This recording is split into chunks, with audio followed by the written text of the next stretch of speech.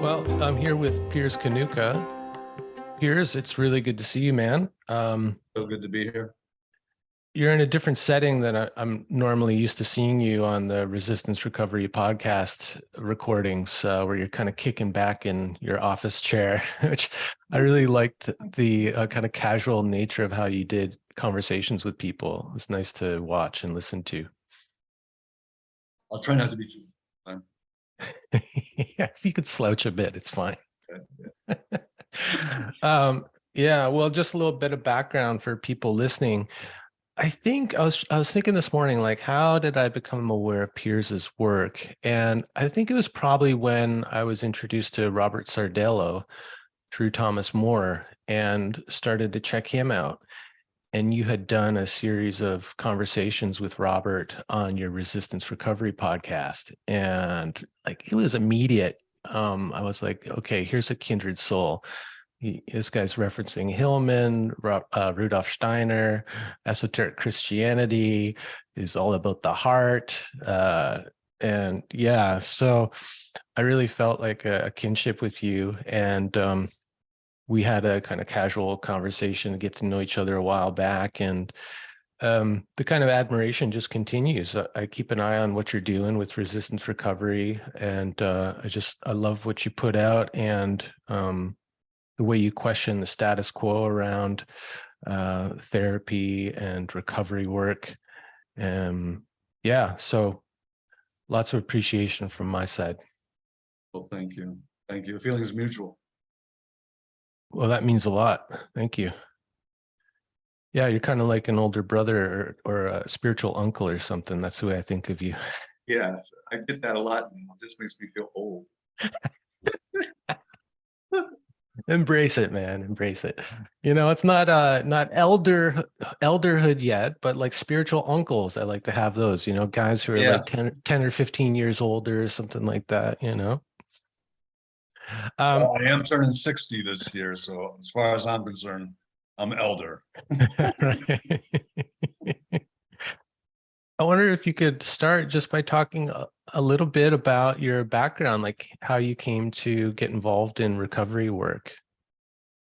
Um, well, I started doing drugs in 1974. Year I was So, born. Wow. and between that and recovery, which started in 1994, Hmm. and then going pro, it's pretty much been my wheelhouse my whole life. And I've watched a lot of things change. And as I kind of moved through that, I encountered a series of questions were raised. And so pretty much it was sort of trying to hunt down answers to those questions that generated all the movement. Hmm. So Um, what were some of those initial questions that you encountered? well, you know, um, I always knew from for years before I got clean that it would be a spiritual thing, that if I got better, it would have to be spiritual. And lo and behold, that proved to be true. Um, so I was found by this man named Don Fritz, who's since deceased. And in the world of the 12 steps, I can use his last name because he's passed over. And when I met him, it became very clear to me that there was a distinction between people who did the 12 steps and the rank and file members of AA. And that the process of the 12 steps around issues like surrender, inventory, confession, restitution, prayer, meditation, service, that constellation of spiritual practices, was tremendous efficacy. And yet maybe 5% of the people do them, if that. So my first question, of course, is why don't people do that? And that question was kind of hard to answer. I'm not sure I've fully answered. There's a lot of provisional answers. But one of the things that became evident shortly after that was, why does psychiatry and medicine dominate this treatment house when they have literally nothing to show for And that, when I say, In terms of results, you mean? yeah, they had no Yeah. results, nothing. And of course, that question you can really get investigative on. So that would eventually lead me to people like Robert Whitaker and, history of psychiatry, and altogether too much knowledge about shenanigans there. But then eventually I started seeing a lot of a lot of reactionary tendencies in the world of recovery, meaning the recovery was always imagined as a kind of even in the presence of some spiritual modalities, it was imagined as becoming well adjusted. And that always rang hollow, because become well adjusted to what? And that eventually would lead me to more of this broader social context. Bruce Alexander's done so much. But along the way, there were explorations and consequences around psychedelics. There were through Sardello and Jung and Hillman, an understanding of soul and depth and interiority, and how that is so been banished from the world in a lot of ways. So a lot of things just started coalescing. Mm-hmm. Yeah. And what was the impetus behind resistance recovery? I mean, it's a kind of provocative name, right? So what are you resisting? Resisting almost every narrative out there, that addiction is a disease, for example, or that psychiatry and big pharma are the solution to that disease, or the bigger things to resist is the sort of implicit idea that addiction is just a hazard of being human.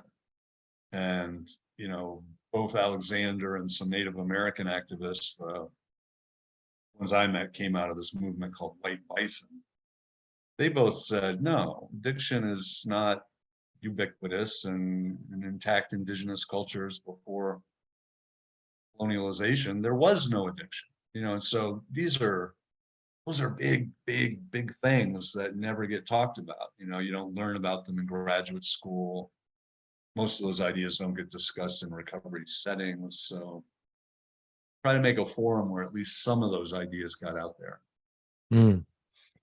And just in terms of credentials, I think you've got a degree in psychology, right? I've got master's degrees in psychology, counseling psychology, and theological studies too. And then I have a yoga cert at 200 hours, and a few certs that I got from working with Robert Sardello. One in particular called Heart Initiation, which was that was life changing. Yeah. Yeah. So you've been kind of through the mainstream training and all of that. Yeah. So when did you come across Bruce Alexander's work? Because you're the one who told me about him, and so he's a Canadian professor, I think, at Simon Fraser University out here in British Columbia, or was, and psychologist, psychiatrist, Psychologist. psychologist. Okay. I was surprised I had never heard of him actually, because he was talking about things that I think like maybe Gabor Mate is now coming around to, with his latest book, The Myth of Normal, where he's starting to put more focus on the sick society that is kind of the breeding ground for addiction. But it seems like Bruce has been kind of talking about that for quite a while with his Yeah. dislocation theory, which when I started to read his writing on dislocation theory, it really hit home with a lot of things that I've been thinking about and writing about lately. So when did you come across his work? And I wonder if you could give us like an overview of dislocation theory. It is just one of those weird ass things. I came across his work by perusing the books in Barnes and Noble. And I see this book, and it's this big fat book called The Globalization of Addiction. And I'd been kind of engaged in these critiques on globalization and neoliberalism for a while.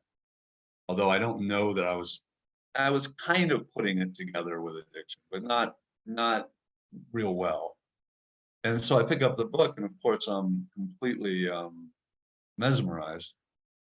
So Alexander, you're right. He's been at it forever, and he initially he's not an addict, and he's not a particularly spiritual person. He identifies as an agnostic, but he got initial fame for this rat park experiment that he did years ago, and that is sort of the groundwork for what will become dislocation theory, where he shows that there's this widely replicated experiment, replicated to this day, where you put a rat in a cage and you hang a dispenser of water and you hang a dispenser of liquid morphine, and lo and behold, the rat will come to just drink morphine all the time and will eventually prefer it to food and so on. And Bruce was pretty young then, but he said, this is just straight up bias confirmation. I mean, they're just trying to prove how addictive morphine is. And so he created a rat park to test the idea that if you put rats in a healthy, safe environment, they may do other things. And First of all, I just love rat park. I get an image in my mind immediately of like all these little things for rats to do, like a little playground for rats and for them to hang out by the water hole. Eat food, have sex, play with colored toys. Yeah. And so he built the rat park, and I mean, he found the result was that most of the rats opted for the water, and even the ones that imbibed in the morphine that Alexander, jokingly called the partier rats, none of them got strung out. And they used morphine recreationally. Yeah, they were Carl Hart rats. And he got fame for that initially, but the funding dried up very quickly, and the results of the study kind of went on the shelf for decades, and they only got pulled down as a result of how bad the opioid epidemic became. Some researchers were like, hey, wait a minute, check this out. So what Alexander would do is he would take that model and he would apply it to human culture and society, largely by studying anthropology and history. And what he discovers, and I don't think it's up for debate, is that intact indigenous cultures, for one, don't have addiction. Mm-hmm. And furthermore, even cultures like one part of the book he writes about the Highland Scots, the Mel Gibson and the skirt people. What is that? Highlanders. The Highlanders. And he said they would write about them back in their time, and they'd say, riotous drinking. And they did. They drank heavily. But there was nothing resembling alcohol, meaning drinking to the point where people, abdicated their responsibilities to one another, and the society fell apart. So even drunkenness, or what looks like, substance abuse, if the culture is intact and meaningful and taking care of everyone, there's no addiction. It's brilliant, brilliant research, and so provocative, and still not read. And I think your articles from psychedelic culture really speak to something where we are much more open to a narrative around personal trauma that's messing up my life versus a culture, a sick culture that's just generating present trauma. Mm-hmm. Very, very interesting. Yeah. I think we could probably say too that it's not only intact indigenous cultures, but cultures where there's a lot of social bonding, shared values, yes, probably like shared spiritual beliefs. I'm trying to think of the name of it's like I think a Christian cult in the States. It's one of the few blue zones where the people are the happiest and healthiest and longest Oh, you're lifespan. thinking of Seventh-day Adventists? Yeah, probably. Yeah. Yeah, National Geographic actually did a thing on different groups with longevity, and they were one of them. Yeah. Yeah. Again, I mean, not indigenous, kind of a colonial culture, but same results, right? Oh, yeah. And even if you do this, if you Google rates of addiction internationally, you'll get some color-coded map that will show that America, a little bit of Western Europe, Canada, Australia, Russia, far more addicted than the rest of the world. So rates of addiction are much higher in those places than in the narco states of Mexico, Colombia, and Afghanistan. Hmm. Or in places like Haiti, the most poorest country in the Western Hemisphere, rates of addiction are still higher here. Hmm. So there's something going on that can't quite exactly be explained in terms of poverty or just intact indigenous traditions, but there's something around social cohesion and meaning. Sardello is rather brilliant on this because he says this. He says, psychology only appears in the absence of cosmology, Hmm. Right. which Yeah. is basically what you were saying. You know, when we have no narrative of where we came from, why we're here, where we're going, who these beings are that we're surrounded by, we're the dead, yada, yada, yada, then we start having psychological problems that make psychology necessary. Yeah. It's like Carl Jung said, the gods have become diseases. Like everything's been internalized. And like this is wrapped up with neoliberalism too. Like I think you did a podcast on that, with another psychologist or psychotherapist who'd written about this. And again, not something that enough people talk about, you know? No, no, it's really hard to get people engaged in. Now, I do it with my clients in group settings, and I've been doing it for years now. And it's very therapeutic because it gives them a way of exploring their lives. It gets out of this. It was the sexual assault of my mom and blah, blah, blah. And it's, really shows that time for this in a Mhm. myriad. Now, how do you balance that? Because that could easily be used in a way to kind of put the responsibility or the causal relationship onto now, not just mom and dad, but now it's society. Yeah. And that's my kind of fear around how, like, Gabor Mate, he's a really good synthesizer of ideas, I think, but I find he's often too reductive for my taste. And that gets picked up by the masses because it sounds really good and it sounds really clear and authoritative. And it's like I can put my kind of belief in that, my faith in him. Now, when he's talking about, sick society being the cause of sick individuals and addiction being one of the ways to cope with that, I fear that it's just going to be now, taking the blame from mom and dad. Now we put it on society.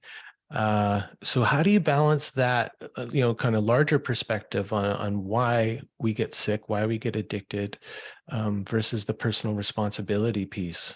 Yeah. So that is the deep, deep, deep tension in there. And it needs to be teased out. Okay. So on the one hand, like for instance, I had a straight up numinous experience. Well, I had several, but there was one that was pivotal in my recovery. Third step. And I've never been the same. Transcendent experience, completely, Kairos moment, everything was different.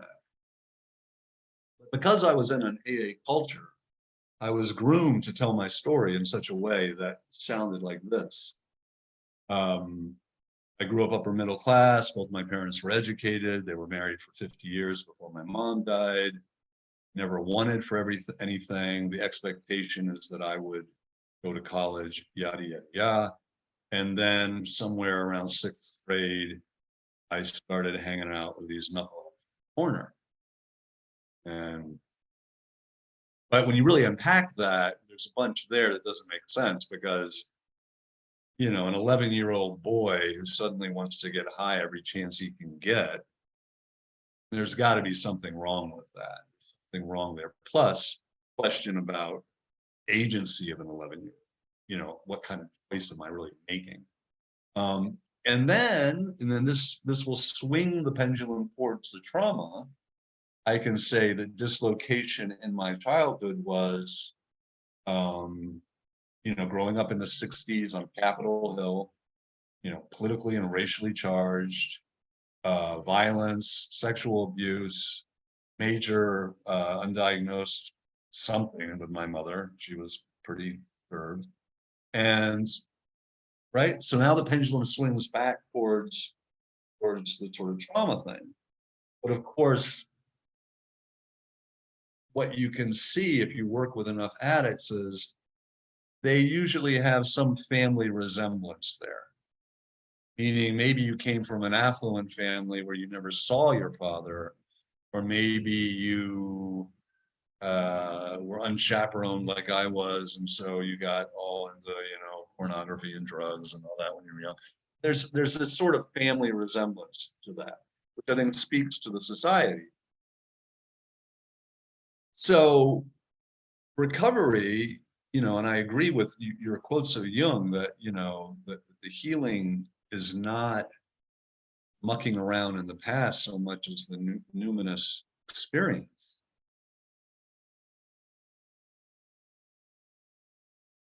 Moving forward in recovery is how are you going to be best able to help others like you? And I think that's where this analysis becomes really relevant, right? You know, where people are coming from. Like, for instance, Mark Lewis, this guy, this neurobiologist who doesn't think this is a disease, he writes this book called The Biology of Desire. And I'm not going to get in the weeds with the brain stuff, but what he shows is with addicts are just like normal people, that when they get high, it gets this dopamine thing going. They get pleasure from getting high. That's why people like to get high.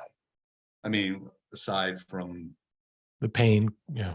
Well, that's what he points. He says, with an addict, you're getting pain and relief. With a normal person, you're getting mostly just relief. Now, they may be dealing with pain in other ways. And this is where Alexander's pretty process addiction. So you're still left with this thing. So, you know, I am responsible for my recovery, but at what point is my my spiritual growth meant to be an activism to take what I've learned to dismantle the structures that cause the addiction to begin with? Okay, but still we're left with this. Something fucked up about people. And whether you are a Buddhist or a follow the red road or a Christian, there are all these narratives that say, well, there is something about people, you know, there's some relationship to evil and suffering that needs to be addressed. And the spiritual traditions are a way of doing that. I know this is long-winded, but real quick, the last thing is Alexander leaned heavily on this guy named Ignacio Martin Barrow, totally neglected figure in Western psychology. Barrow was, I think he was a Spaniard by birth. He was a Jesuit priest, and he was pretty much martyred in El Salvador with a few other people by the death squad. And he came up with something called liberation psychology. Right. And he said there's this thing on the one hand that he would call individual sin. He would say, that's speaking to the darker part of my nature. Violence, competition, greed. But he says there's also a thing he calls societal sin. And that's when the institutions of the society promote and reinforce those qualities in an individual. And we've gotten to the point where not only does that happen, you rise to the top to the degree that you are more Machiavellian. Mhm. right? And then things like pornography and violence actually become, our entertainment, so that's much more so. Mhm.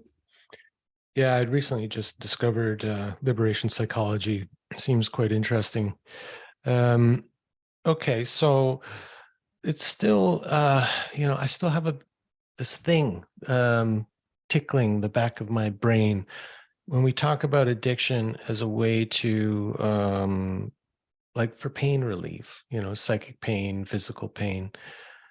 I still think that for some people, a piece of it is not the pain relief, but the reaching for the numinous experience, like Yes. Carl Jung's famous maxim of spiritus contra spiritum.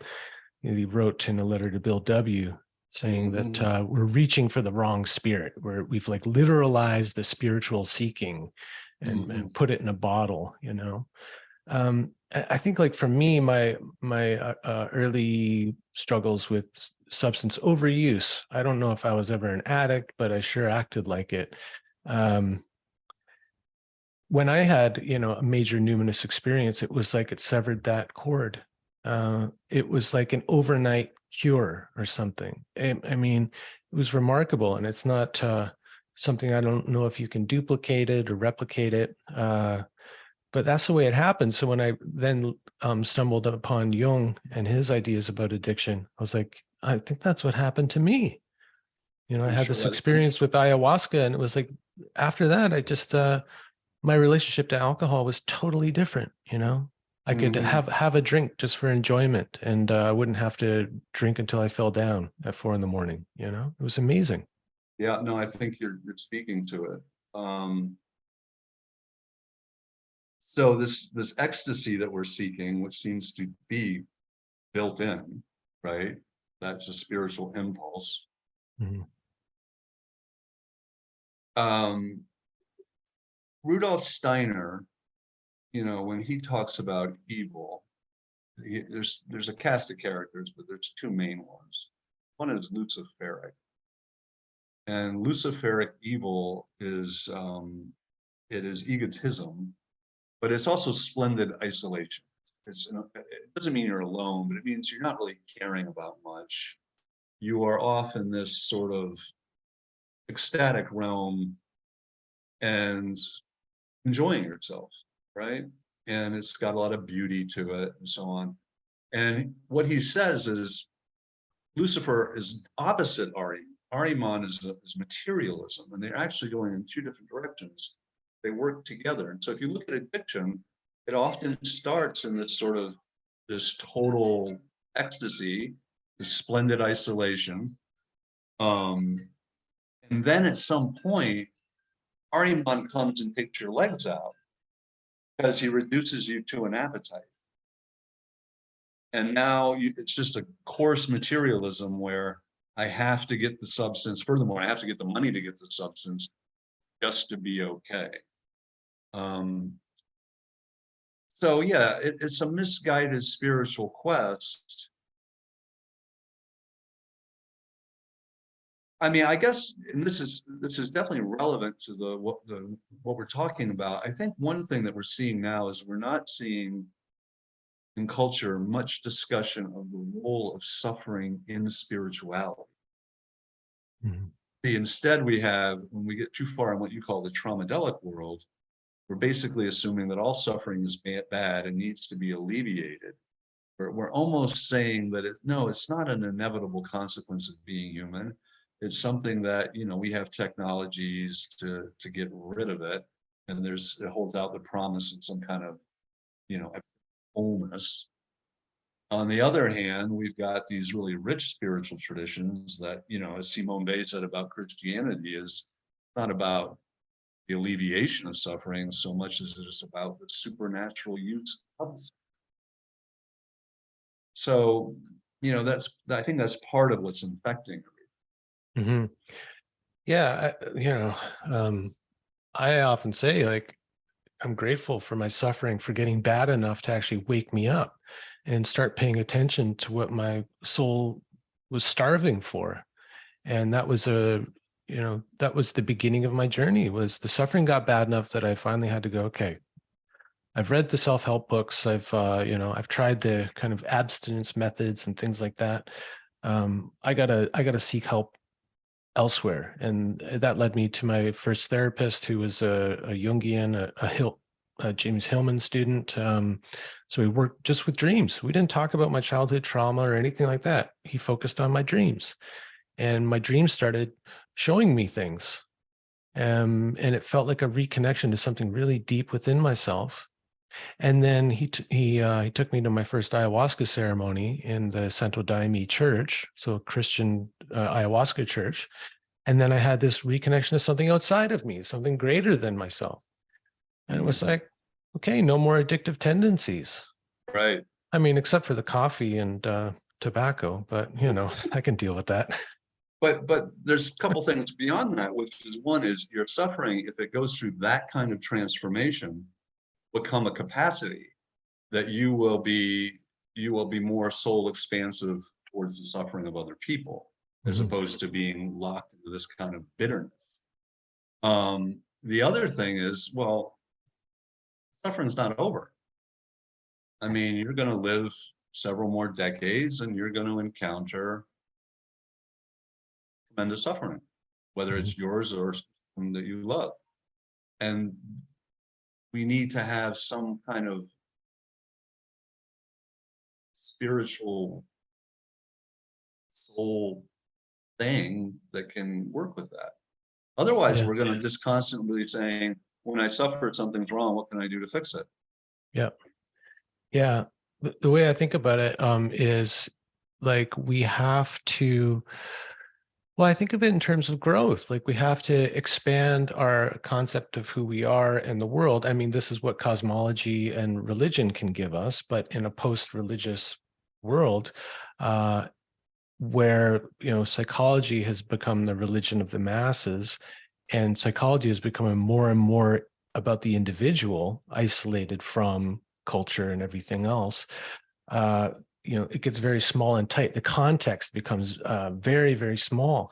And so if we can enlarge the context, then the slings and arrows of life aren't going to be so profound in causing suffering, right? Like a larger Yeah. context gives Yes. suffering. Yeah, we have the And it capacity to allows them to bear more. become meaningful. I mean, that's why I spent this time with this man, Ed Tick, and his work is just so remarkable because he shows with PTSD in combat that what we call PTSD in Vietnam really doesn't exist. And it's because they have national days of mourning, ritual storytelling. I mean, one of the things that they have that he talked about that I found most fascinating is they have belief systems about how to take care of the soul of someone you killed. What greater trauma could there be? And yet, if I come out of a tradition that says, no, you can work with them, you can even heal that. I mean, whether you believe that or not, that's really significant, rather than being haunted by this thing for the rest of your days. Hmm. Yeah. Yeah. It's about relatedness. Like that's what it all seems to come down to, right? Like relatedness to people in our community, relatedness to the deepest parts of self, the, something larger than ourselves. And it just makes me think about, a lot of the despair, I think, just coming out of a feeling of disconnection and isolation and loneliness. I mean, this seems to be the modern malaise. It does. And yet I also think that even when we have people that are sort of thinking like you and I think there are a lot of us, and I think our numbers are growing, there's still some hard work to be done to come together. And not that we have to hammer out some sort of orthodox consensus, but we really have to be honest with ourselves about what are we doing and what do we really believe and where do we agree and where should there be a parting of the ways, because there's a lot of Oh, I think your Traumadelic articles are a perfect example of this. These are like-minded people that are fundamentally at odds about a really crucial point. And that needs to be talked about and sorted out. The political climate is such that those kind of conversations are like really, really hard. Mhm. Well, it's like, with someone, I criticize Gabor Mate in one of the articles. And when someone reaches that level of fame and broad acceptance as an expert, it becomes really difficult to criticize them. They become like sacred cows. Yeah. And I And think that gets especially that, if they have legion of followers and some little bit of cash and yeah, in like PR agencies and things, right? Like, so I think that gets in the way of having more nuanced conversations about these things where we can be critical and go, okay, I agree with him on this, but the kind of methodology or approach, I think, has a lot of limitations and doesn't really help people get beyond the trauma or get beyond the addiction into real health. Because I think even if you identify as an addict, you're still not quite there. You're not fully recovered, right? no. Well, and then yeah. I mean, the one thing that really, like, here's a good example of something that I feel like came up in your article that, definitely just be talked about whenever it's up, is this idea that I am responsible for all my emotions. Mm. I mean, we're seeing that everywhere. That's a bad shit, crazy idea. I mean, that goes, to me, that flies in the face of, to me, that's a neoliberal idea, is hanging out a carrot of a certain kind of perfect life is impossible and flies in the face of even common sense psychology. Yeah. Yeah. And I mean, I think might have mentioned it in the article, but I really think that for someone to make a statement like that and really stand behind it, where it's become like a maxim of his training that we are 100% responsible for all of our emotional reactions. Doesn't matter what someone else is doing, our emotions are ours to deal with. That comes from a place of incredible privilege. Uh, yeah. To me, in Steiner's term, that is a Luciferic fantasy. Yeah. Yeah. It's like well, there is something about it. Like and I think this comes across in the personas that are pushing these kinds of ideas, individualistic ideas. There is a kind of a detachment that looks like calm and I got my shit together, Mm-hmm. but for me it's like it's not a good detachment. It's like a depersonalization, It's a dissociation. dissociative, yeah. Yeah. And not to be, I'm the one saying this, so you don't have to get in trouble. It sounds very culty. It sounds very Nexian, and the fact that there's these connections between landmark, is it, Mhm. and Mate's crew, so telling. Yeah. Yep. um I don't know how much I want to get into it because I could just go on and on. Well, I mean, I think what you do is you raise the voice of James Hillman as an antidote. I mean, I keep coming back to Hillman as like a voice of reason, because what he was talking about back in the 70s, his critiques of psychology back then, and his, not one of the things I appreciate about Hillman, and this is something that I always aspire to, is follow the critique with a alternative suggestion on how to do things differently, according to what I believe is beneficial and what's not. And so back in the 70s with his revisioning psychology, he was offering a different approach that I think addressed a lot of the kind of dogmatic problems of Jungianism or Freudianism, or you know, religiosity, Christianity, and things like that. So I love him, and I think everything he said through the 70s, through the 90s is incredibly relevant and has become even more kind of urgent in a way, because everything he was talking about with the cult of the individual and the focus on the Mhm, individual in psychotherapy has mhm. just gotten even more intensified, you know. Oh, I couldn't agree with you more. And if you look at the sort of trajectory of his thinking, or even his personal life, he actually kind of lost interest in working with individuals, and he was more interested in putting the shopping mall, suicide, or TV on the couch. So, he's really speaking to talking about is that there are these institutions and dynamics, larger dynamics within culture that are basically starved of soul, Mhm. and that's causing yet another way of people experiencing the world, not a good way.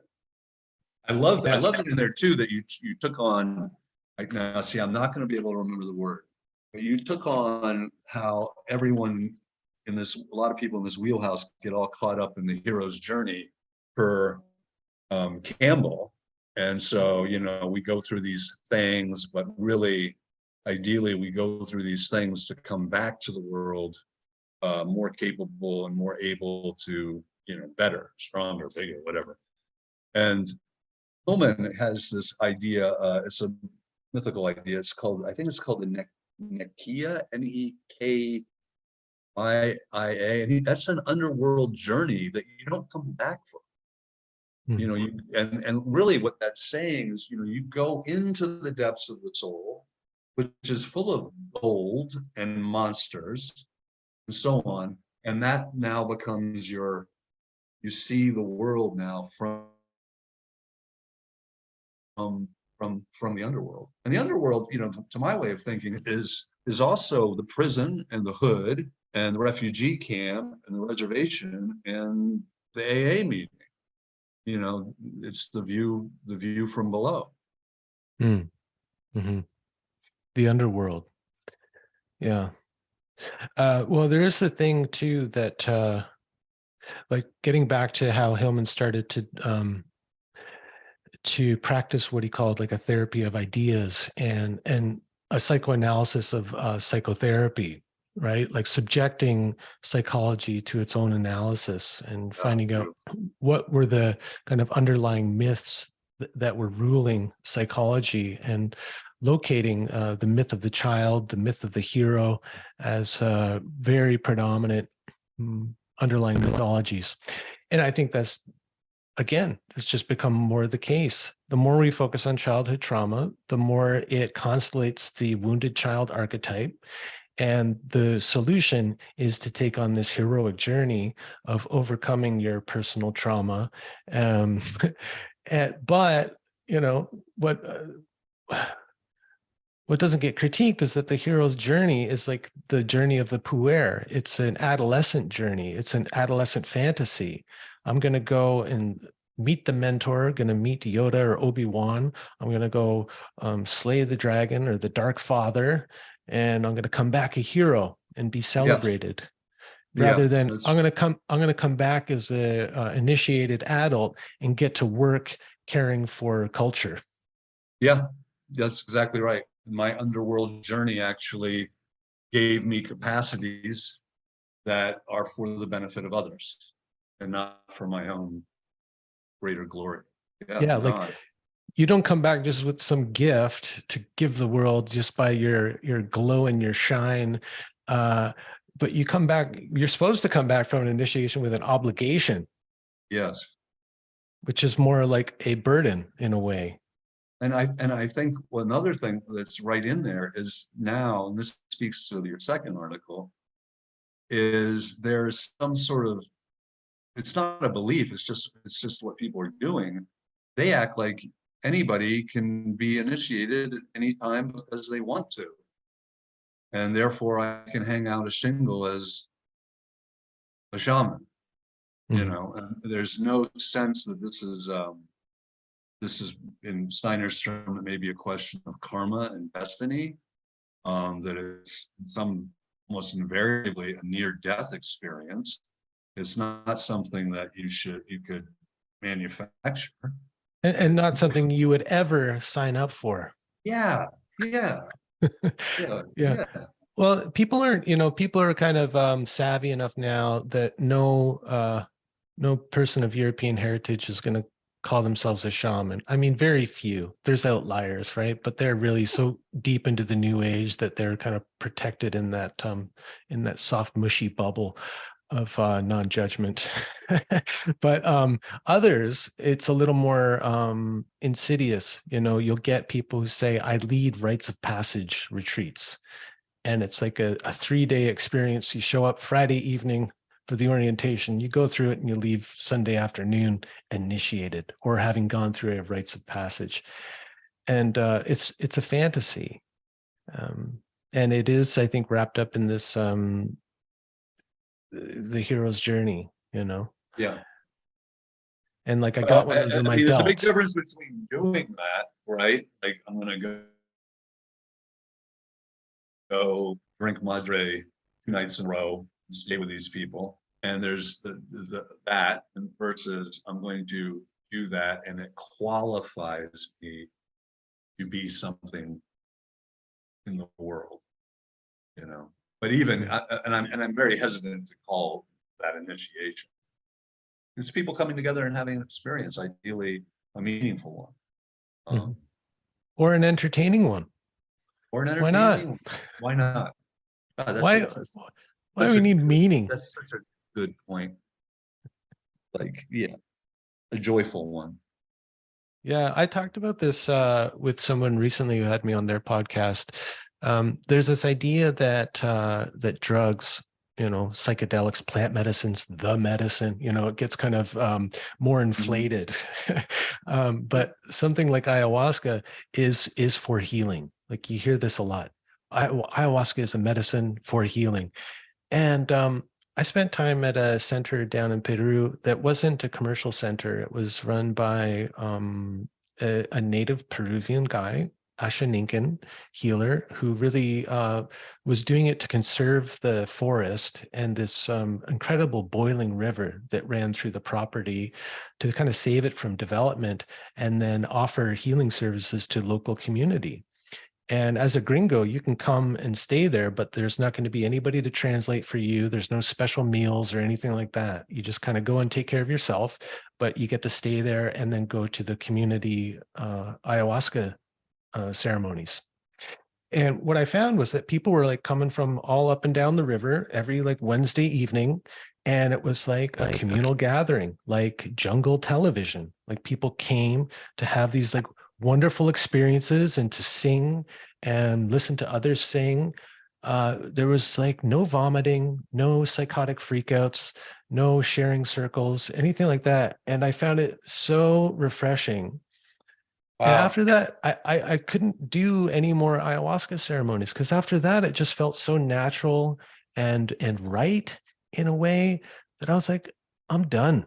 I don't want to deal with any of that other bullshit, because I think this is the way to do it. That is really wild. Because I mean, I mean, that does go against my thing of like, you better respect her. She's going to bitch slap you and all that. I mean, I have a bit of that, but I hear you. Wow. And that sounds like just, community. Yeah, which is We're healing, having, which is we're having fun. which is the medicine we need, right? Like if we see the bigger picture of like dislocation theory, all that biopsychosocial, all of that, then like what's the medicine? Well, community, enjoyment, Oh culture, yeah. like I, singing. I I had a friend of mine last night, he just made it so clear that I need to go have some fun, and like kind of like fun that I had when I was wild and young, Yeah. that everything got so goddamn serious. I never, the idea that the fun is the healing. Yeah, I That's believe in it. that's fantastic. Yeah, and like so some of the biggest figures in the quote unquote healing world are not people I'd ever want to hang out with. Like, can you imagine Gabor Mate at a party?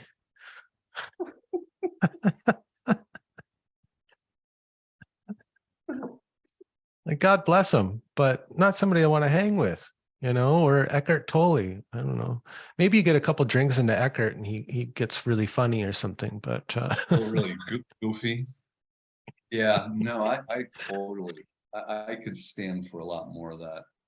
hmm, One thing about that I love about the Alcion Center is aesthetically stunning. It's not upscale. And one of my teaching partners, Catherine, she is just a host. She wants you to sleep well, and she wants you to like the food, and she knows that the experience will flow out of those things. And over time we've learned too, we got to give people a lot of downtime, a lot of just kicking. hmm. Feel bad that you're not cramming meaning of the cross, Yes, down their stuffing, throat. yeah, stuffing programming down their throats. And Yeah. yeah, just I think like that's one of the things I saw working at an ayahuasca center in Peru that was a commercial center and was centered around healing and all of that. I felt like the thing that people talked about the most was like the kind of summer camp for adults part of it, where we get to go down. We don't have to worry about cooking or doing the dishes. We get to hang out and do some yoga classes with Brian. And then, after dinner, he'll bring out the guitar and we'll sit around and like play some songs. And like I would hand the guitar around and we had people from all over the world. And I would say, like, hey, can you sing me a nursery rhyme from your childhood? And people would like, oh my God. And they bust out this little song, like a Finnish nursery rhyme. Oh, wow, wow, And wow, wow. it was like, okay, and then tomorrow night we're going to drink ayahuasca. But like this is like building culture. This is building Yeah, connection. This is like ease and fun. And I suspected that maybe that was like some of the real medicine going on. yeah. A little bit of play. Hmm. I can't, yeah. Otherwise, taking yourself so goddamn seriously, you know? Yeah. Yeah. Well, that was a big one for me. Some of the experiences I had, like encountering a teacher, like UG Krishnamurti, the anti-guru guru, um, getting completely kind of blasted by that. And, the core message of the Yoga Sutras that I studied for years is basically all of your suffering comes from you identifying with this little self. That's where it all comes from. And so Mhm. if you can first do a disconnection from that, then you can connect to something greater and your suffering diminishes. Mhm. I mean, that's it for Or, me in a or your, nutshell. or your capacity for meeting a different kind of suffering grows, meaning death itself or the loss of someone that you love more than anything. Yeah. You know, You're going to be able to feel it more I can't. deeply. That's right. You can actually feel it more deeply. In some sense, you may even suffer more, but you will metabolize the suffering in a way that's Well, yeah, I beneficial. think that's like the benefit of, this kind of numinous experience or the quote unquote ego death, which I don't think that's really what's I'm so happening. tired of that. No, I don't either. Yeah. But, that kind of experience, where you stop identifying with the small self and are kind of cast into the expanse, um, that does help you feel more deeply because if something comes along that's really painful, your ego's not going to throw up all these defenses because it feels like it's going to be overwhelmed by the pain, the grief, the sadness, or whatever. And so you can allow it more space to be felt and experienced, right? Yeah, And you can walk into it. That's it. You're not doing this. You can actually go into it. yeah, yeah. But I got to tell you, there's times what I really marvel at times is, we can get into these spiritual experiences that are pretty dramatic to talk about, you know, But, you know, there's this guy, Vasily Grossman, who's this Soviet era writer, and he wrote this amazing book called Life and Fate. And he has this character in there who's just been through it, you know, been through the camps, been through everything. And the guy says, he says, um, kindness makes him believe in God. He says, because the world has done everything it can to destroy kindness, and it can't do it. Hmm. He enumerates all these really extreme scenes where it's all these gestures of kindness. And I kind of really love that, because in a way, a gesture of kindness, an unlikely one, is bigger than anything Eckhart Tolle. You know, and in a way, it is the sort of fabric that we need to come back to. That, you know, that we should have an economy of kindness and gestures of listening, paying attention, respect, and laughter. Yeah, fun. Yeah. Yeah, I think a lot about the kind of virtue of acceptance, you know, accepting people with all of their idiosyncrasies and, um, you know, whether we see them as faults or not, but just people are funky, you know, and I want to live in a world where there's more funky people, not so I many do too.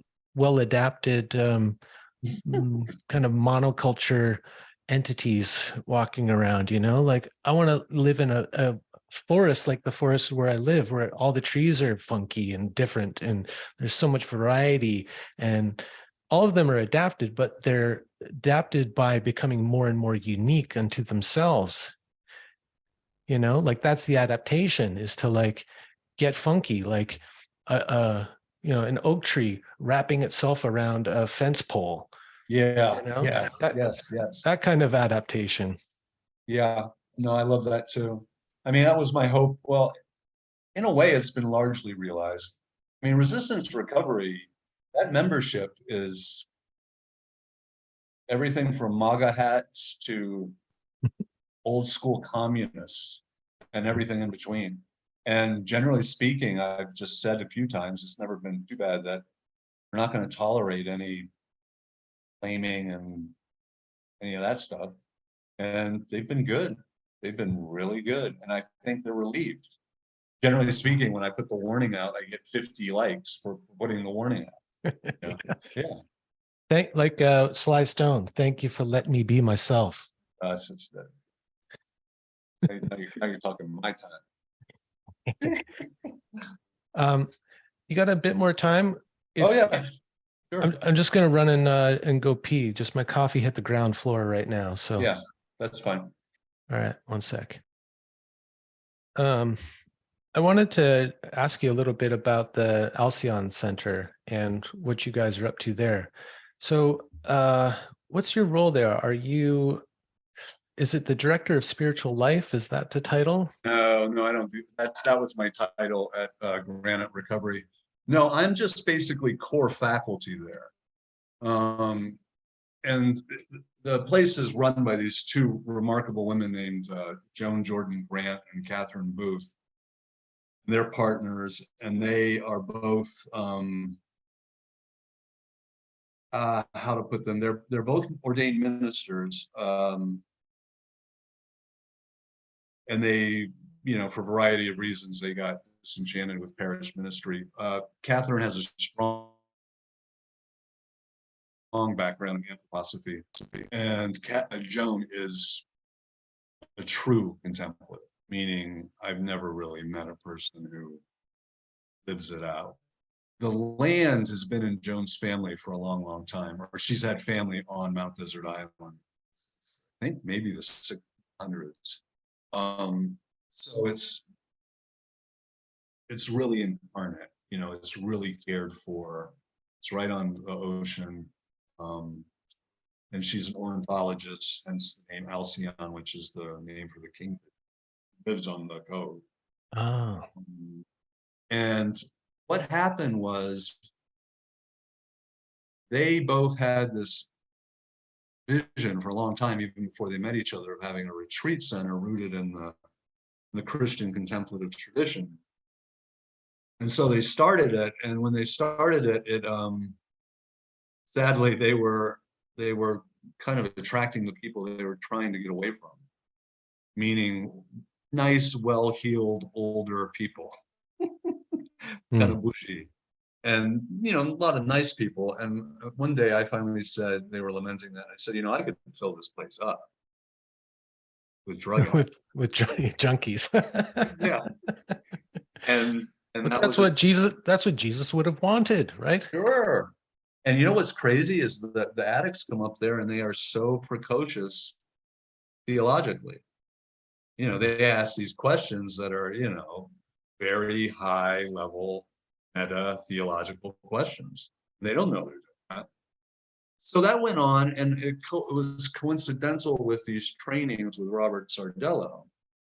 And, you know, Robert's been part of it, but basically learning how to work with the heart and taking that experience, doing what Sardello calls phenomenological research. It just means really what Robert's doing is he's showing you how to go from your head to your heart, become centered here, and live life from here. Be a mother. Yeah, and like through the direct experience, not through anything Yes. dogmatic or theoretical. Yeah. And that practice became one of maybe the cornerstone of what we do, although I don't think we're doing integral spiritual psychology thing. So probably 40 to 70% of the people that go there are addicts, but the fact that they're mixing with these other people who tend to be, a lot of them are like disaffected clergy or jaded psychotherapists, which is really, really cool. And then we did some training programs, and we did one in contemplative spiritual direction, which is really spiritual direction kind of from the heart and about listening and about the natural world. And, you know, so we believe that it sort of, after a while, it started telling us where it wanted to go if we just. So now we're actually deeper into anthroposophy than we've ever been. And oh, really? We feel like that's what, yeah. And we're also, Joan, she's a Protestant minister, but her passion is Hebrew scripture. And she discovered this Kabbalistic practice called Pardes, which is kind of like a Hebrew version of Lectio Divina, but it's way more powerful. And so it's really quite, I would say it's almost psychedelic. And so now you've got the heart stuff and the Pardes stuff, and working with anthroposophical material and drug addicts, and, you know, okay, that sounds just completely eccentric, but it's great.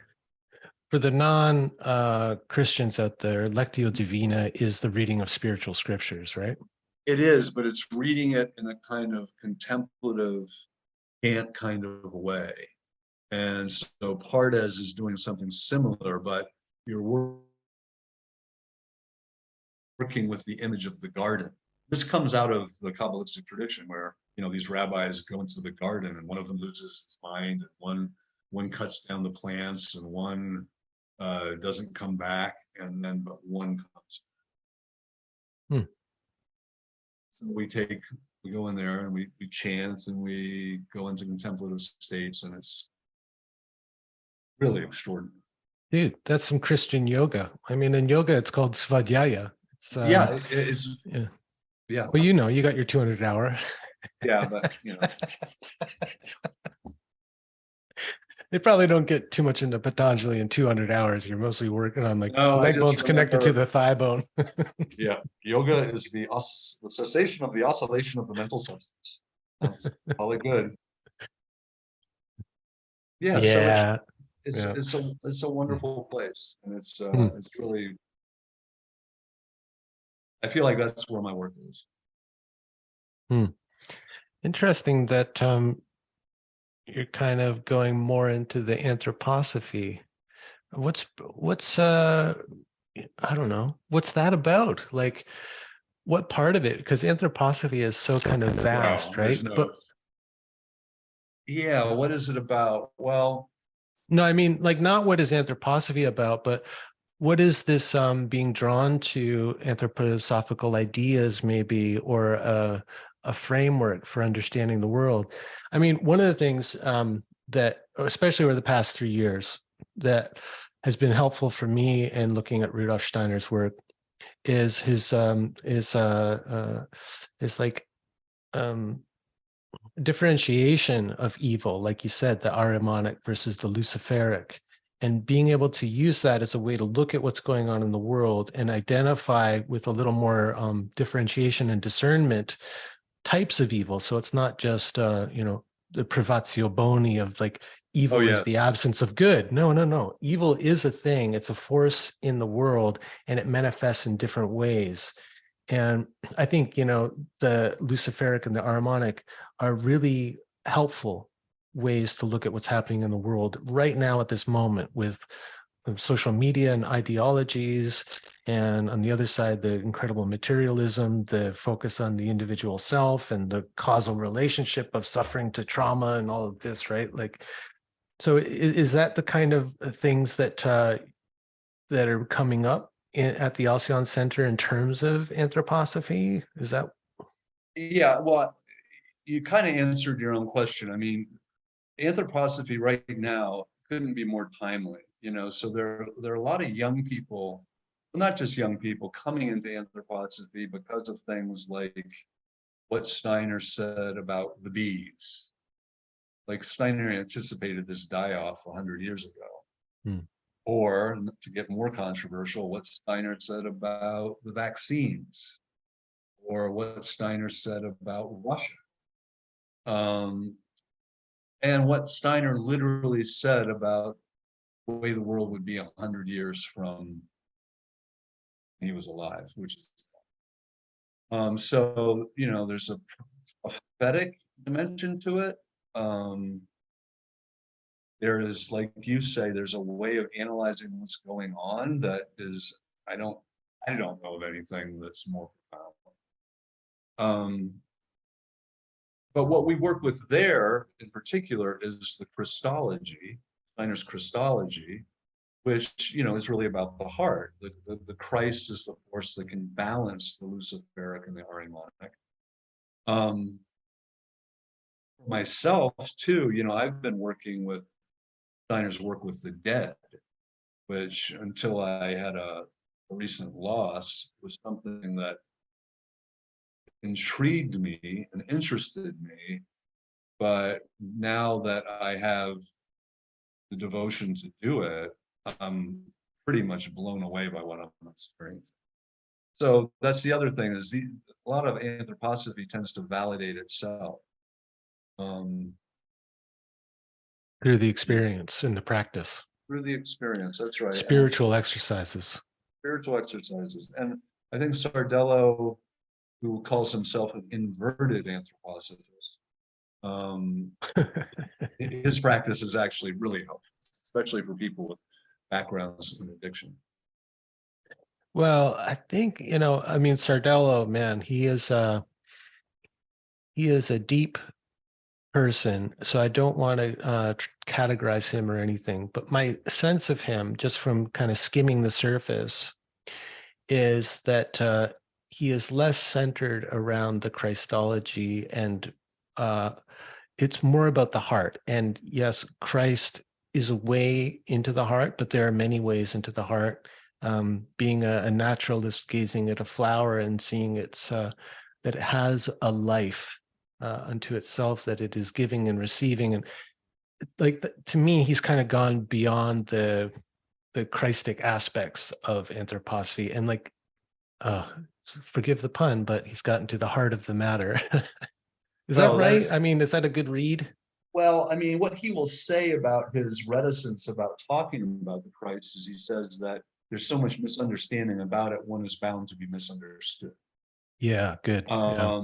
But what you're saying about the heart, so and you got to understand that you're always with Robert, it's always there are iterations. He's changing all the time. But if you look at when he was first starting to work with the heart and silence, you notice that he was referencing things like Sri Aurobindo. Sri Aurobindo talks about this thing, the sinoatrial node in the back of the heart, Shiva's cave. He talked about a similar place, maybe the same spot in Sufism called Hima. And then he got into Kardia of the Russian Orthodox, Kardia. But he also, probably because of Jung and that background, he did understand soul as anima, feminine, the heart, pretty much the organ of the soul, and her nature is one of devotion. And of course, this raises all these issues around the earth embodiment, the divine feminine relationship between Christ and Sophia. And for whatever reason, he speaks more in those terms, or works more with those beings, if you will, than being explicitly Christocentric. Right. Maybe you could say more universalist. He would probably not like that. I don't know. I don't know how I would describe him. That's fine. We don't have to do that. I don't want to subject Robert to that. He doesn't deserve it. No, we get he feels very misunderstood, because a lot of the time he really is. Yeah. But so if you look at Hillman, for instance, who they worked together for over 10 years, Hillman was pretty adamant that he was a champion of soul, see this in Sardello, and that he was almost colorblind, if you will, around spirit. And he didn't have a problem with that, because he felt, like a focus on spirit away from soul leads to kind of an abstract, transcendent, head stuff. And I love that about Hillman, because what Hillman's really saying is, just like a deaf person might have more acute vision, his tone deafness to spirit makes him that much more tuned into soul. Yeah, totally. And like soul has been so denigrated in our culture that we do need people who are kind of one-sided in their advocacy for the other side, this being the soul versus spirit dichotomy.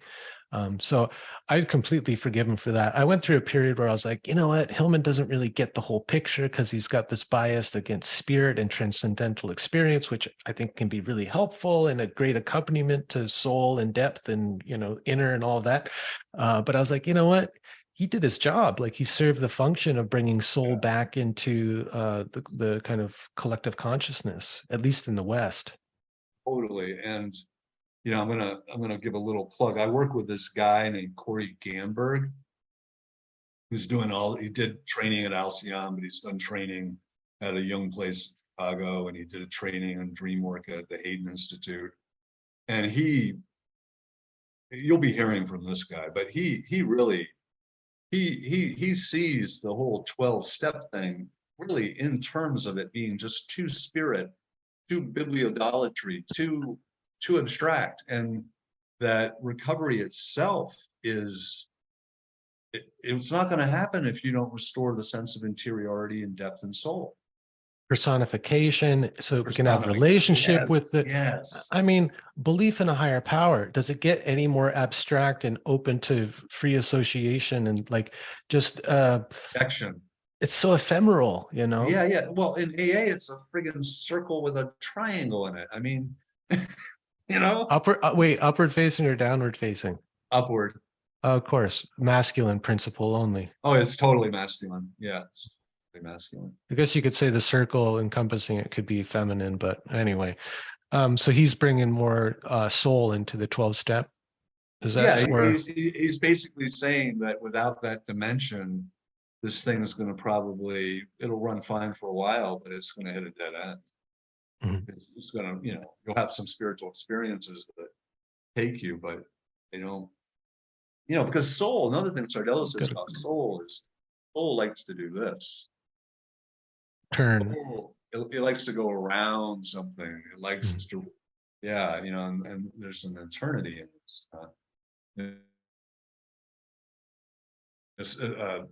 Hillman said, if you're working with a trauma or that word or a dream or something, what you want to do is you want to just keep going around it.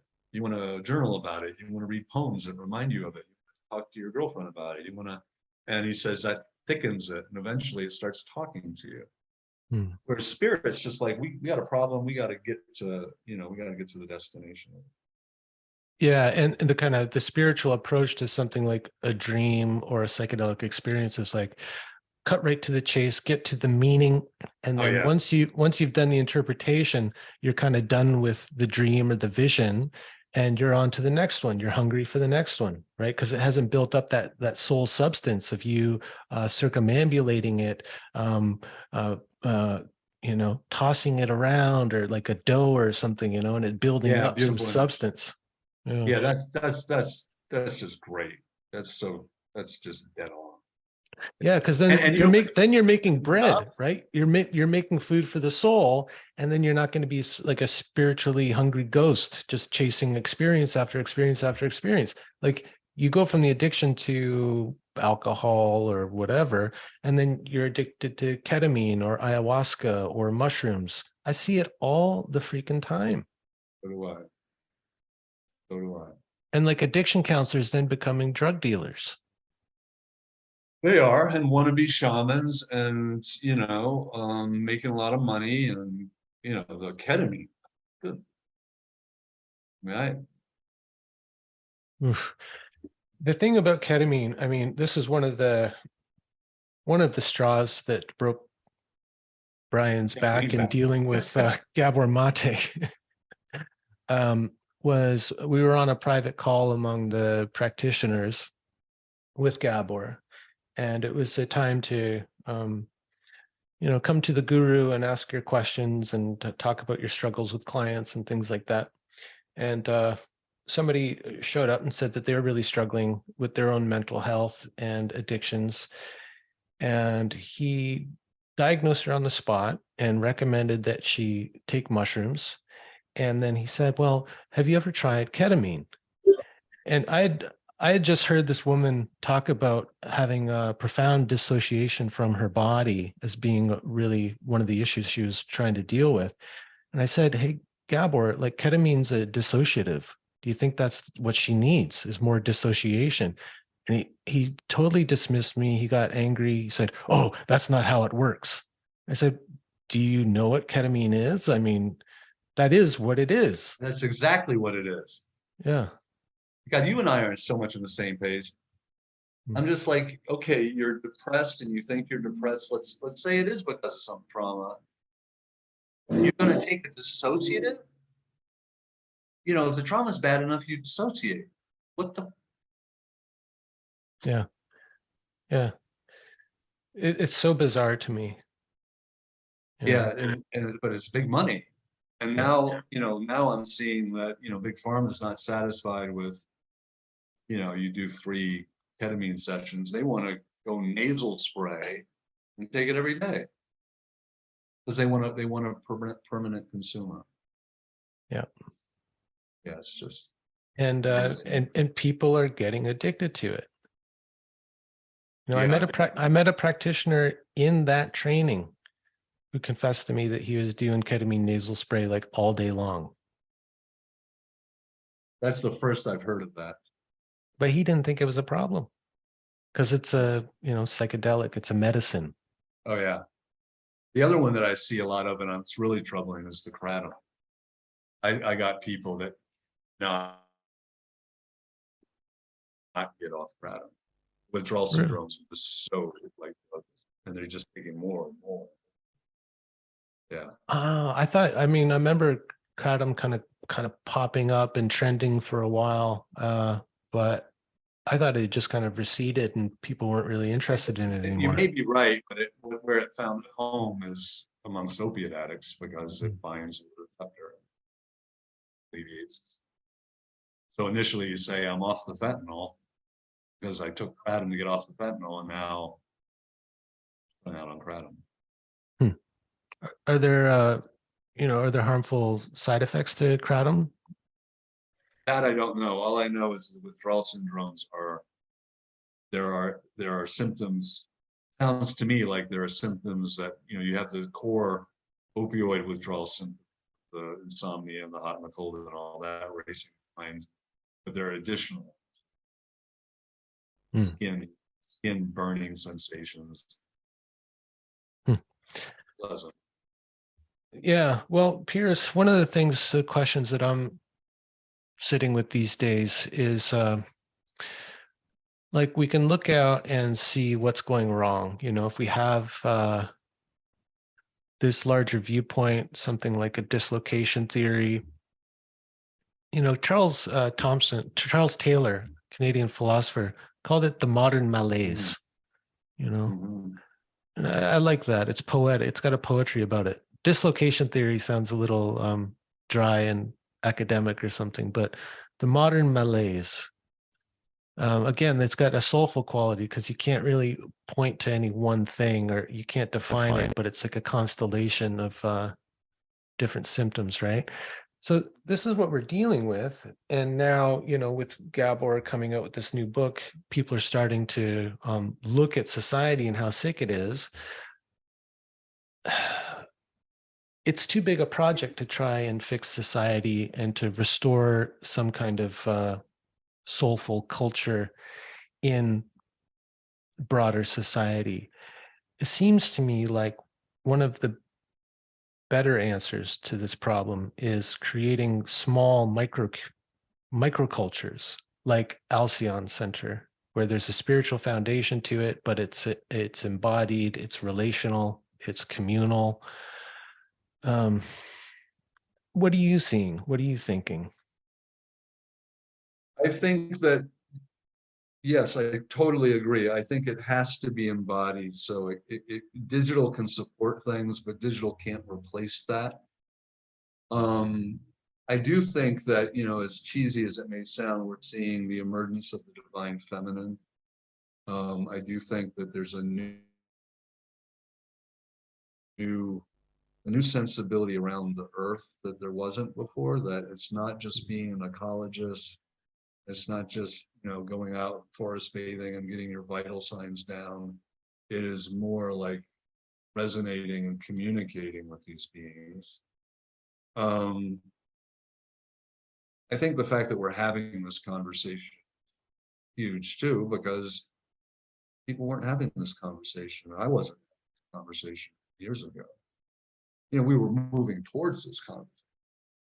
I also think that there's some things going on globally that are really relevant, and you know, one of them is this whole question of multipolarity. I think that the empire is imploding, and people are beginning to see that maybe Islamic culture, or maybe Indian civilization, or maybe African cultures, um, the fact that they're traditional gives them strength that we lost a while ago. Hmm. And we're getting to a point where we don't have the bandwidth and the weapons to control the world. And so, you know, there's stuff rising up, you know, you can really feel it. Yeah. Well, I think it's you know, for me, I can't help but see the world through an archetypal lens. And in the United States, you know, we've got the feeble, dying king, Yep. right? And that to me signals the death of the civilization. And oh, I just got a cramp in my leg. Pray for me, Piers. Oh my God. I didn't do that. Oh, is that Aramonic or Luciferic? I feel like I It just would, got attacked. yeah, it could be. If it's inflammation, it's luciferic. Oh, it's like Achilles. Maybe I was getting too heroic and too inflated, trying to take me down. Okay. I think I've recovered. Oh my God. Um, okay, I'll try not to get too inflated with my analysis, but there is something archetypal, I think, about someone like Joe Biden possibly getting reelected again, or if not him, then Trump. who's another type of king. You know, he's still virile, but he's a kind of a tyrant and a brute. But you see, then there's this wild card, this suddenly RFK Jr., who is Who's the a wounded nephew, healer. and he's the nephew. Yeah, he's one of us or us, but he's the nephew of the king that was killed. Right. You know, there's something really, really, I find myself caught up in this funny, I listen to him and it gets me back looking at a little of Kennedy stuff. And it's kind of a nostalgia, but it's also kind of a like unfinished business or something. Right. It was like it was interrupted in a way, right? And never allowed to come to fruition of all the promise that the Kennedys inspired in America. And then for Bobby Kennedy Jr. to just call out the CIA. He called out the CIA already. They were subjected. I was messing with it. But, I mean, when did I ever hear an American politician go close to doing that? So, I do feel like there's things to be hopeful for. I think we're in a liminal space. I think there are spiritual beings and forces just running wild, good and bad. But here's on a personal note, this is one of the strangest things. So what I notice is people don't really have good conversation. One of the things I see in my clients, they sit on the phones, young men with no social skills, can't look you in the eye, blah, blah, blah. And I have, at this point in my life, 59 years old, divorced, living alone, I have more and richer conversation than I've ever had in my life. And I'm blessed to be kind of a nexus, people looking to have a good conversation, but I can't be the only one. It means that there's some sort of like blowback around this where people are, hungering genuine, authentic human contact, and even sharing a few laughs, Hopefully. But that's be my big takeaway, dude. I'm gonna go have some fun now. Brian James gave me permission to go have some fun. Please, yeah. The ladies better look out. Piers is on the loose. Here's something, maybe just to end with a real banger. Want to get your take on it. So in my, in private, kind of conversations I'll have with my wife and one or two other people, I'll bring up the idea that I think there's like a spiritual warfare happening right now in the world. And it's time to pick a side and to kind of like arm up in a way and be prepared to fight for and defend what you really value. Yeah. So the first part of that is like figuring out what your values are, because a lot of people haven't really thought too much about that, and it hasn't been handed to them through cultural tradition or religion. So the first thing is you got to find out what you love and what is worth dying for. And then it's time to get to work in the world to preserve those things. Or if they're not there, like the Rumi saying, if you want to be fed, be bread. Right. So what is it that you're starving? Yeah, like figure out what you're starving for and then become that thing. Because that's the only like right response, right? Like if there's a deficit in the world, well, be that thing. Don't just complain about it. So, I mean, it's kind of a heavy thing to end on, but I really do feel like, or at least maybe even it's just like seeing what's going on in the world mythologically as a spiritual warfare can be helpful at the very least, even if it's not literally true. What's your take on that, being an anthroposophist? Well, it's such a great question to end on. So, there's a lot of anthroposophy that you have to read and reread and, blah, blah, blah. And it takes a long time to internalize these things. And one of the basic things to anthroposophy is that this world here is an effect. It's not the cause of anything. This is an effect. And we are indeed enacting out spiritual conflicts whose origins are someplace else. I truly believe that. That really came home to me because I've referenced this, but I lost this friend recently, and I was with her for the last 7.5 months of her life, very sick. And after she died, it was like the archetypal dimension became so much bigger, and all the sort of bullshit kind of just vaporized. And suddenly you could really see, because of this being of death, you could suddenly see the archetypal import of all of our lives and our interactions, and that this really is happening. Now, your point about it's time to suit up and figure out what side you're on, I mean, that's profoundly Christian, and it's also profoundly anthroposophical. But Steiner says that cleavage that you're talking about is already begun. And so, does this mean that it's like the decisions that I make might have a archetypal significance beyond I say no to something, Mm-hmm. right? Mm-hmm. I might be saying no to something much bigger, right? Mm-hmm. And then there's also this strange question of karma and destiny. We look at our lives and we say, well, that was destiny when I met her, or that was destiny when I read that book, or that was destiny when I wound up in British Columbia. But Steiner also says this, make sure you look at this. Your destiny is also what didn't happen to you. So there are many things in our life that we want that we don't get. And sometimes we're thwarted and we can't even, in hindsight, go, why did I do that? I didn't, right? And I feel like that there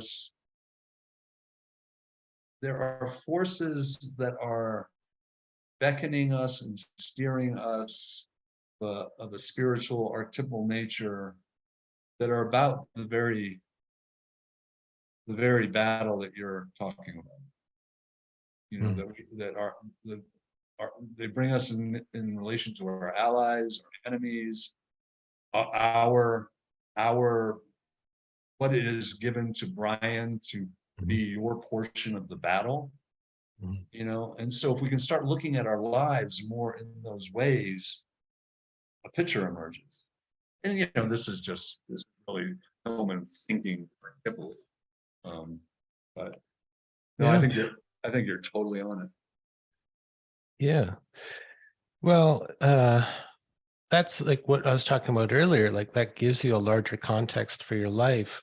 And even if it's not literally true, it still gives you a bigger story to live by, that's not all about you in the center. As long as you don't take that up as some kind of heroic journey, like I'm going to be the one out at the front of the Christian guard, onward Christian soldiers and all of that, Jesus on my side and Saint Michael on my other side, Yeah. Like it's bigger to me than even Christianity or what's been made of Christianity. And I think that's another reason why I appreciate Steiner and Sardello, is they weren't literalists, like I love that Steiner book, The Christianity as Mystical Fact. Is that what it's called? Yes. Fantastic book. If people want to understand the real place of Christianity in the world, like it's a history as well of like the evolution of Western consciousness. Yes. Yeah, I think it's one of the most kind of succinct and clear primers. If you want to understand how we got here and what might be behind all of this and what might be the real meaning of Christianity, way beyond how Christian institutions have manipulated it. That's a really good place to start. Yeah, in fact, I'm going to teach that book this year at Alcion because of all the reasons you enumerated. Yeah. Cool. Yeah. Well, my brother, this has been a really good conversation. I hope people, get something out of it. Maybe just a little tickle to go check something out or start looking at something a different way, a little more critically. I think it's like that thing, like there's no clear solution, but it's like the Rilke idea of living the question and finding a good question to live by. You're doing all right if you can find a good question to live. And the question will make your life move. An answer won't. Huh. Yeah, that's good. The answer kind of stops you. It's like oh, okay, done. Got the answer. My work here is done. Now back to Netflix. Drop out for a while. All right, man. Well, what's the best place? You're not doing the podcast anymore. If people want to check out your work, if they're interested in your approach to recovery, they can go back and go to the archives. Still have a bunch of, there's the archive of the YouTube videos. It's called Resistance Recovery. And then if you're interested in just seeing this kind of strange community of people, come to the Resistance Recovery Facebook group. I'll just ask to be let in and I'll let you in. And, it's a pretty good clearinghouse of ideas, and there's some friendships get made there. And Mm-hmm. And the Alcion Center, people can attend programs there, whether they're in recovery or not. Center, Yeah. .org, alcioncenter.org. Yeah, I'll put a link in there. I didn't actually know that it was open to kind of non-addicts or whatever how you want to identify those people. But it's like the greater project of soul recovery or spiritual recovery that I think most of us, all of us, are hopefully undergoing, and addiction might be a part of that journey. But the bigger journey to me is what I just call soul recovery. That's my big project these days. So I got to make it out to the Alcion sometime. It sounds like the most magical place, full of like-minded souls. It is a magical place, yes.